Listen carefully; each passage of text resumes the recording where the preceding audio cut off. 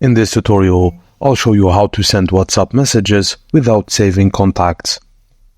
First, launch the WhatsApp app on your phone and tap on the chat icon at the bottom right corner.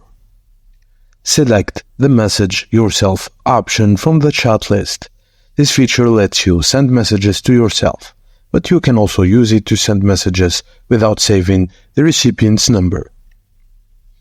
In the message field, type the phone number you want to message in the international format, like plus and their country number. Once the number appears on the chat, tap on it. A prompt will appear indicating that the number is on WhatsApp.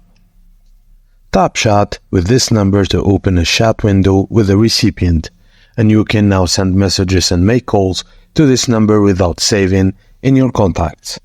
And that's it, guys. Thank you for watching, and please don't forget to like and subscribe for more.